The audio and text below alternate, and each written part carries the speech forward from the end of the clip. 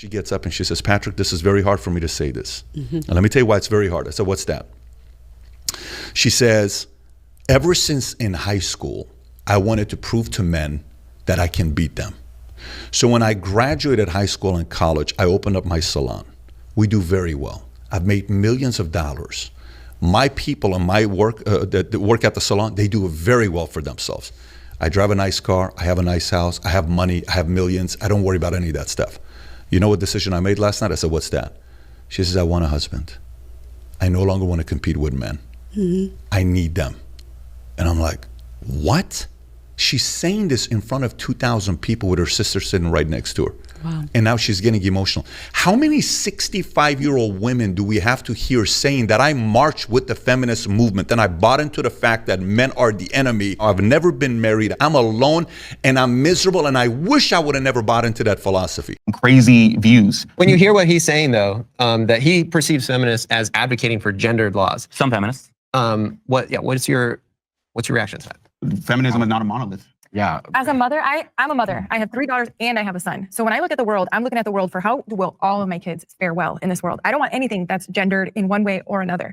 But when we're talking about like this male spaces thing, whenever men enter a space, it becomes their space. They're bigger, they're stronger, they're louder. And a lot of times when women feel uncomfortable, we'll just excuse our way out and it's just naturally become a male only space. That's why most shelters mostly have men, homeless shelters. Like in Denver where I live, all the homeless shelters are mostly men. That's why there are specific women's shelters, because if a woman goes into that shelter, when the lights go out, who knows what's going to happen to that one little woman in this shelter with all these men? And speaking of this, all the domestic violence shelter for men, the one guy that did try to start a domestic violence shelter for men, and he was like a big men's rights activist, but in the true sense, wanting men to have what you want, like domestic violence resources for just for them. He got so laughed out of the world. The dude ended up unaliving himself. Earl Silverman? Yeah. He was laughed at by feminists. He was laughed at by feminists.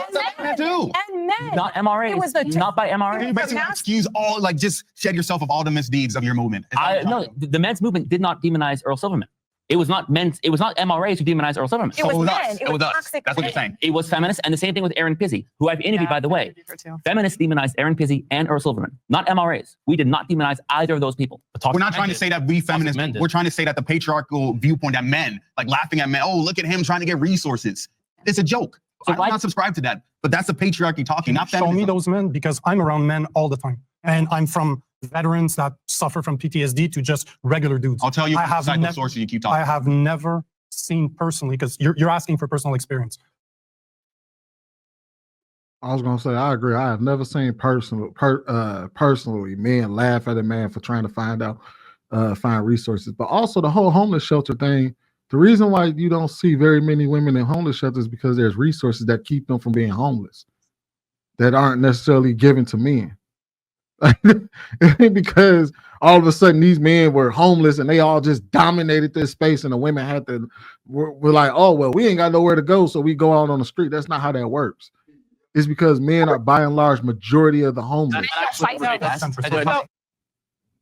Maria, do you think that it's any toxicity in feminism right now? Well, I was going to say the homeless shelters are different from men and women. Typically, women, because they have children, they have women and children shelters. That's what I'm aware of. And then the domestic violence shelters. So typically they don't mix men and women in shelters together in general to minimize, the potential for violence. Yeah. All right. Did you hear my question? Yeah. Do I think there's toxicity in feminism? Mm-hmm. Yes, absolutely. And I think the problem, honestly, in large part, is that it's a movement that is aimed at, rebalancing a prior structure, which turns it into white feminism. It serves one group because this group's rights, in one way or another have been shifted, rather than looking at the rights of all people who are having problems here. I think one of the points that the people in the video or the clips keep making is that this system of oppression is the problem, and it seems like people are just getting off track from that, because honestly, it affects this culture idea and mindset. It affects both sides negatively in one way or another. I would also like to add that, and I'm surprised that none of the men on the panel brought this up, but there was a period in time where feminist movements were laughed out of the room as well, by and large, by women.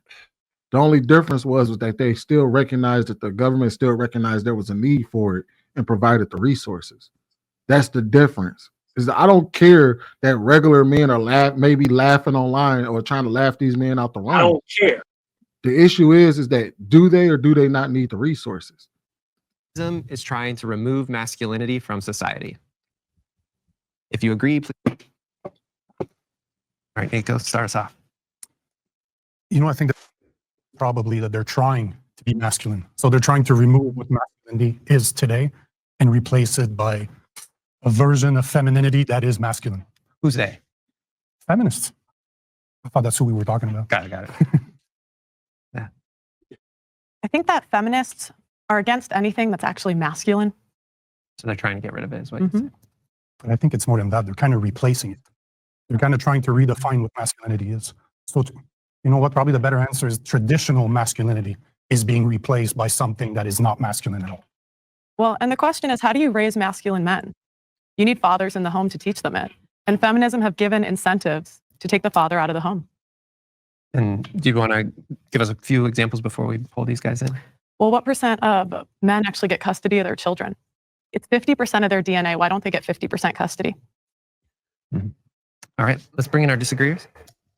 Men typically get custody of their children way more often than not. When a woman rightfully and honestly gives her experience of domestic violence in the marriage, she's more likely to lose custody of her children. There is no issue with men getting custody. That's not true. That's absolutely not true. You're just making numbers out of your... What percent of the time do men get custody of their kids? At least 50% of the time. What you're thinking about? That is not true. Men don't fight for this. I don't hear anything. It is 77% of the time. 90% of the cases do not even go to family court. Yeah. No, but the question is why?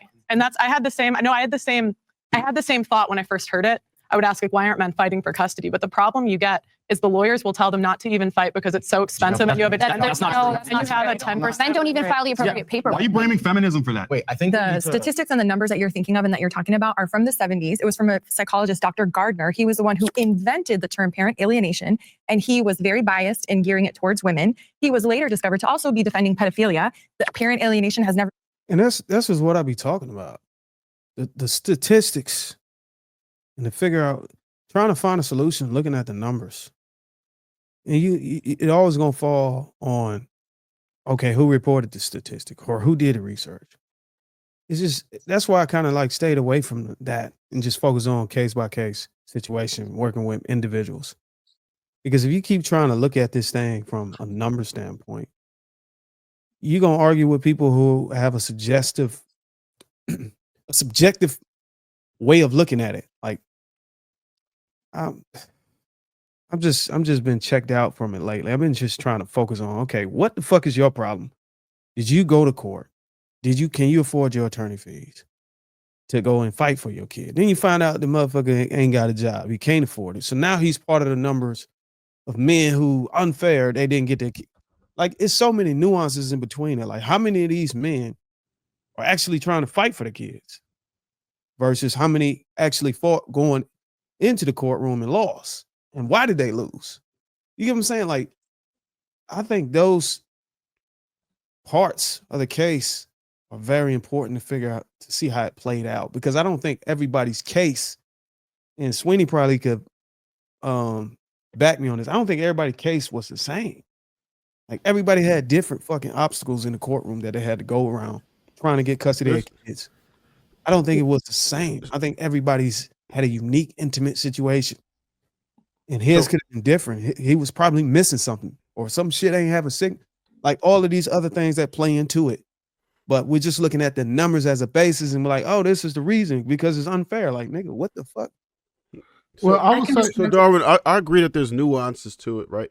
Like, it's not cut and dry, but I believe that the statistics play a vital part in problem solving, right? So if let's just say marital statistics, we know, and that's public information, right? So we know that that's pretty damn accurate, that there's about half of us that fail, right? So then we know how bad of a problem that is, right? Or we know what the rates are for teenage pregnancy, right? Some of these numbers are it's easy for us to substantiate the numbers, and then you know how horrible your problem is based on what the numbers represent. So I think that we can use statistics if we're used properly. I do believe that there are other nuances that need to be addressed, like you stressed, but we can't ignore the numbers. We have to have some type of baseline to know some type of barometer. Go ahead. Let me ask you this, Trav. When somebody say they're afraid of marriage, or they talk about the marriage oh, it's unfair and it's unfair deal, what's the first thing they bring up? Because of the divorce. Yeah. They skip all of the whole shit, the disagreement, the arguments in the kitchen, throwing glass at the wall, and got all the way down to the end. Right. And that's I get it. But dig this. Check this out. What other financial decision would you make like that? If you knew that, let's say your 401k had a 50% chance of failure, right? You would be scared as hell to do that. Like, it could just disappear. You could invest your life savings into your 401k or your pension, but there's a 50% chance that shit's going to fail. Most people would look for other options, but because that's not generally what happens, right? There's almost no cases if you invest in the S&P 500 that nobody ever loses, right? You leave it in there for 20 years, everybody wins. But once you start to change that and say, well, there's a half chance you're going to fail, or if you knew you was going to jump in a plane and there's a half chance that bitch going to crash, you probably would never fly. But that's, you making my point though. We're the mindset is, walk with me. Our mindset is shaped right now. When we look at the numbers, it's shaping our mindset to look at us at the altar. And after we say I do, we skip past the whole duration, the time in between, and just go straight to divorce court. Like, what about all the shit that happened in between to cause the divorce in the first place? Like, nobody want to focus on that. And if we look at how many, the number one cause, what is it, infidelity or some shit like that? Yeah. Okay. No, well, that's one of them. I mean, see, that's another one. That those type of and we can't even, those type of numbers. That's my point. We can't even use that's that tough. Because that's tough. Fluctuate from 1 to 3 or 2 or 5 or some shit. Yeah, we can't even use that. Those are weird. So it's almost. So check this out, right? That's like, all right. So let's say you want to go ahead and get your shit off real quick. You see it fine, the joint and everything, right? And that whole experience is going to be great, but the end result is the consequences, right? Something's going to happen out of it. And you could say, you know what? This nut is going to be great, man. She's going to slob it up. She's going to do all kind of extra shit. But we have to go straight to the consequences. And that's what we tell people. You go straight to the consequences, the potential consequences of what this nut is going to get you. So it's the same thing. You have to think about the potential consequences. It's a scary ass thing to put your life in a balance and knowing that it could be destroyed. Your children could be ripped from you and you could lose it all. Right? That's a scary concept. So I think that we have to do our due diligence into making sure this doesn't happen. Right? I took the risk on my own myself. So I'm not trying to tell everybody to be pessimistic, but you have to be extremely cautious because it's a scary thing. It's one of the most important decisions, if not the most important decision you're going to make in your life.